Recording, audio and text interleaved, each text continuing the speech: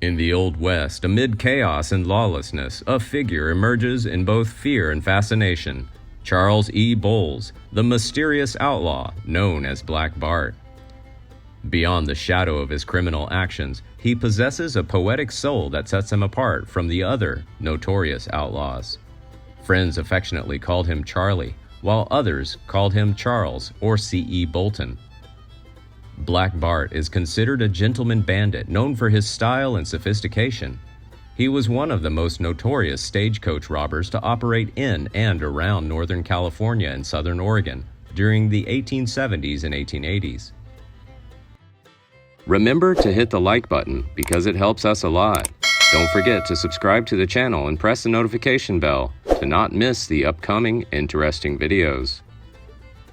Charles Boles was born in Norfolk, England in 1829 to John and Maria Boles.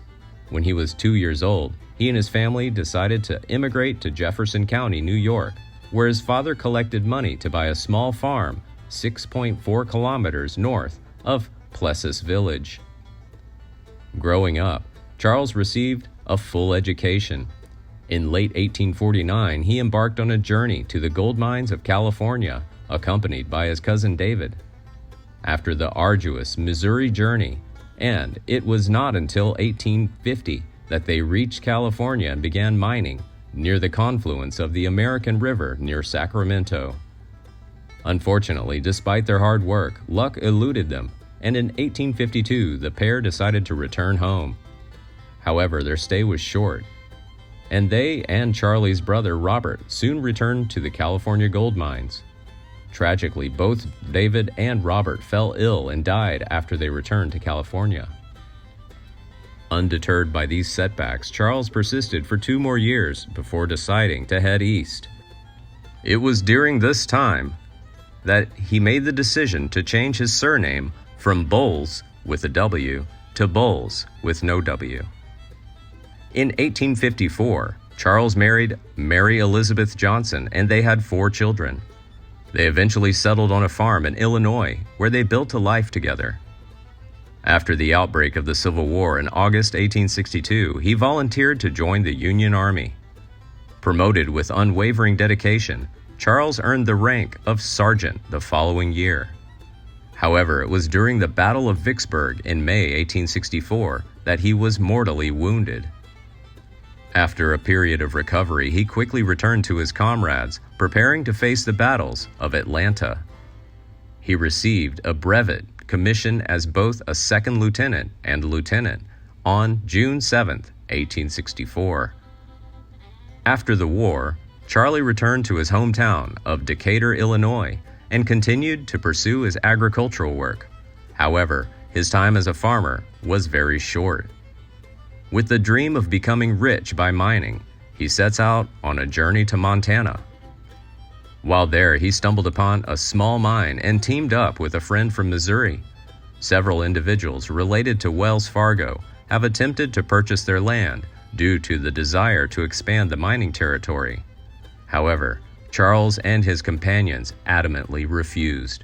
Of course, potential buyers resorted to the nefarious tactic, cutting off the water supply to the mine and forcing them to abandon it. On the other hand, the last letter Mary Boles received from Charley came from Silver Bow, Montana, dated August 25, 1871. Although Charles was in the habit of regular correspondence, the letters stopped. As the months passed, Mary encountered rumors regarding the tragic death of a group of travelers at the hands of the Indians, leading her to believe he was dead. In the meantime, a new character appeared, Charles Bolton, a famous gentleman in his 50s, exuding elegance. Standing at 5'8", he possesses striking blue eyes and a meticulously groomed mustache.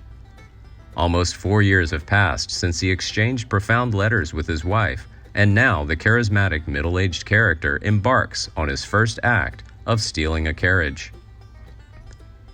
The stage was erected on July 26, 1875, along the winding streets of Copperpolis and Milton of Calaveras County, California.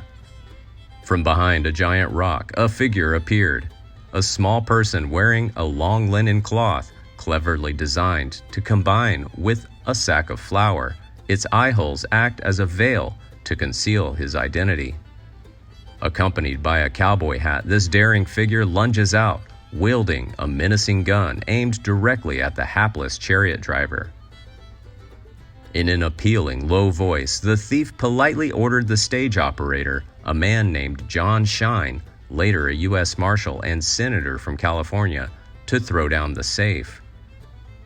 When he saw the man hesitated, the robber warned, "If he dares to shoot, give him the solid volley, boys." Sensing the gravity of the situation, Shine cautiously glanced around, only to encounter the disturbing sight of rifle barrels protruding from nearby bushes. Shine quickly let go of the safe, his hands shaking with worry. Meanwhile, a middle-aged woman, observing the unfolding events, held out her purse to show cooperation. However, the thief politely declined, saying he only wanted the Wells Fargo shipment. In a tense scene, both the driver and passenger witnessed the outlaw's bold actions. With a defiant look, he forcefully broke the lock and opened the box, seizing several bags filled with glittering gold coins and some precious courier packages. The brazen thief wasted no time before disappearing deep into the wilderness. When things calmed down, John Shine quickly retrieved the empty safe and inspected the area. He made a startling revelation. The men carrying rifles were actually nothing but carefully camouflaged branches meticulously arranged to deceive. On December 28, 1875, the man soon known as Black Bart staged his next heist. Stopping his carriage journey from North San Juan to Marysville, California, he again relied on the same element of surprise as last time. Rumors whispered of other men lurking in the dense foliage, ready to charge. However, the truth was eventually unraveled. A supposedly targeted rifle, which was in fact cunningly crafted from sticks nestled in the bushes. On June 2, 1876, Black Bart robbed another person for the Wells Fargo box. Then he skillfully sent the loot to a destination 5 miles north of Cottonwood, California. His fourth robbery on August 3, 1877, was the first time he identified himself as Black Bart and a poet. The objective is the chariot that travels between the Point Arena and Duncan's Mills locations in California.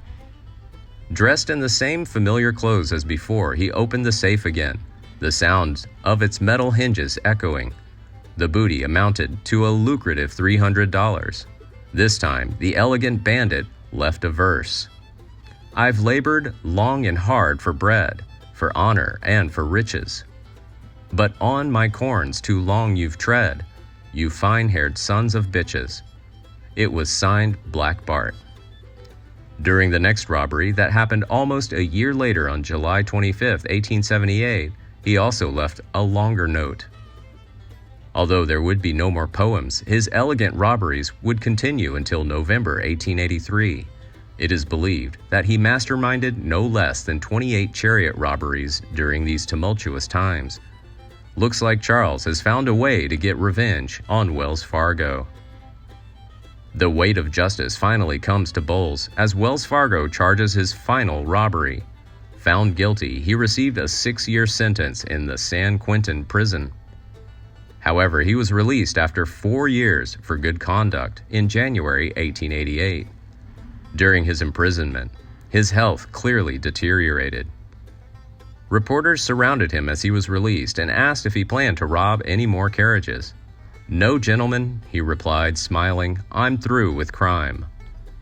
Yet despite his newfound freedom, he never returned to the arms of his beloved wife. Although he still writes to her. In one letter, he shared that he was tired of being shadowed by Wells Fargo, wanting to find solace in solitude. In February 1888, Boles unexpectedly left the Nevada house. Wells Fargo was always on the lookout, sending someone to track him down to the Visalia House Hotel in Visalia. When the hotel owner confirmed a man carrying a description of Boles was indeed registered, and then disappeared. Thus, February 28, 1888 marked the last sighting of the legendary Black Bart. Please like and share if you find the video content interesting and useful. Don't forget to subscribe to the channel and comment below so as not to miss the upcoming interesting videos. Thanks for watching.